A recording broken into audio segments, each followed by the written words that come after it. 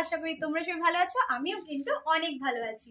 নিশ্চয়ই তোমরা আজকে টাইটেল এবং থাম্বনেল দেখে বুঝতে পেরে গেছো আজকে ব্লগটা কি। হ্যাঁ, আজকে হচ্ছে আমার এক দাদার বন্ধুর বিয়ে, সেই জন্য আমরা যাচ্ছি আজকে বৌভাতে। তো আজকে ঠিকঠাক রেডি হতে পারিনি, খুব তাড়াতাড়ি রেডি হয়েছি কোনো রকম করে, মায়ের একটা শাড়ি খুঁজে পরে ফেলেছি। যাই হোক, আর এই হচ্ছে দাদার বিয়ের কার্ড, মানে দাদার বন্ধুর বিয়ে কার্ড। আমার দাদার বিয়ে এখন হবে না। যাই বন্ধুরা, এটা হচ্ছে আমার দাদার বন্ধুর বিয়ের কার্ড। তো আজকে যাচ্ছি ফ্যামিলির সবাই, মা বাবা দাদা সবাই যাচ্ছি।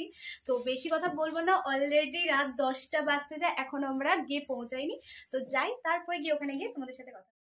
আমি তো অনেকক্ষণ হলে আমি রেডি হয়ে গেছি। অনেকক্ষণ বলতে আমি কিন্তু কাজ থেকে এসেই কিন্তু আমি নিজের মতন করে কিন্তু আমি রেডি হয়ে গেছিলাম। আমি আর মা কিন্তু একেবারে রেডি হয়ে গেছি।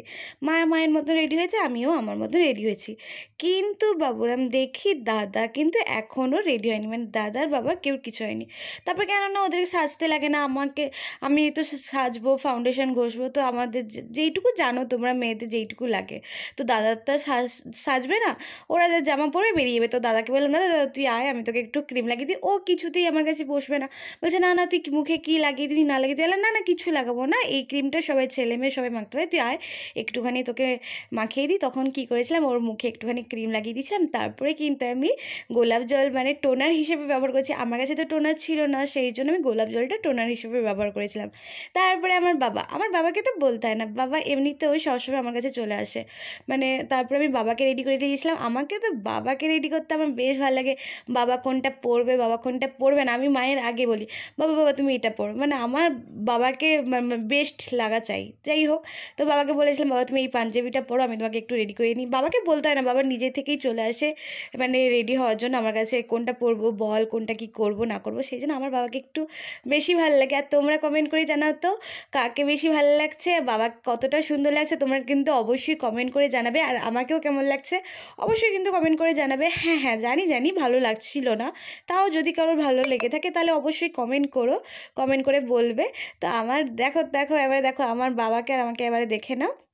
তারপরে কী করেছিলাম, আমরা বিয়েবাড়িতে সোজা চলে এসেছিলাম, আমি বাবা মা দাদা সবাই চলে এসেছিলাম।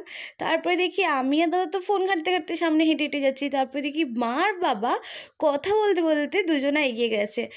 দেখেছো সম্পর্কটা, দেখেছো? আমরা এদিকে ফোন ঘাঁটতে ঘাঁটতে যাচ্ছি, ওরা ওদের মতো কথা বলতে বলতে দুজন এগিয়েছে, কী যে কথা বলছে ওরাই জানে। তো ভাবলাম ওরা যখন এরকমভাবে হেঁটে হেঁটে যাচ্ছে, তো আমিও না একটু ভিডিওতে ক্যাপচার করে নিই। সেই জন্য কী করেছিলাম, ভিডিও একটু করে নিয়েছিলাম তোমাদের জন্য। আর কত সুন্দর ডেকোরেশনটা করেছে দেখেছো, কত লাইটিং দিয়েছে। ভাগ্যক্রমে তো আমি বেশি ছবি তুলতে পারিনি জানো বন্ধুরা। ঢোকার সময় আমি কী করেছিলাম, একটুখানি 2-3টেখানি ভিডিও করেছি। আমি বললাম যে ভিডিও আমি করে রাখি, কিছুক্ষণ পরে নাহলে আমি ছবি তুলবো। তো আমি বেশি কোনো ছবি তুলতে পারিনি, যেটা ভেবেছিলাম লাস্টে তুলবো ওটাই করতে পারিনি। তারপরে দেখো আমরা কিন্তু চলে এসেছিলাম বর বউয়ের কাছে। তো এসে সবার সাথে দেখা করেছিলাম। আমার বাবা আমি মা যখন আলাপ করেছিলাম তখন ভিডিও করে দেওয়ার মতন কেউ ছিল না। তো এখানে দাদার বন্ধুরা ছিল, এদের সাথে সবার সাথে একটু ফটো তুললাম। তো বাবা মা দাদা সবাই আগে কিন্তু আলাপ করে বাবা কিন্তু খেতে চলে গেছিলো। তারপরে আমার খিদে ছিল না, আলাম যা একটু পরে খাবো বলে আমি বসছিলাম, মা বসছিল দাদা বসছিল। দেখো দাদা এখানে বসছে আর মা কিন্তু আমার সাইডে বসেছে, বাবা কিন্তু খেতে চলে গেছে। তো আমি বললাম যে আর একটু কিছুক্ষণ পরে নয় খাবো, তো সেই জন্য কিন্তু বসেছিলাম। আর তোমরা কমেন্ট করে বলো ডেকোরেশনটা কেমন হয়েছে। আমার তো ডেকোরেশনটা বেশি ভালো লেগেছে। তারপর অনেকক্ষণ বসার পর তারপরে ভাবলাম এত যখন খিদে পেয়ে গেছে একটু নয় স্টলের দিকে যাই। তো গিয়ে দেখলাম ফুচকা আছে আর তোমার কফি আছে আর পকোড়া আছে।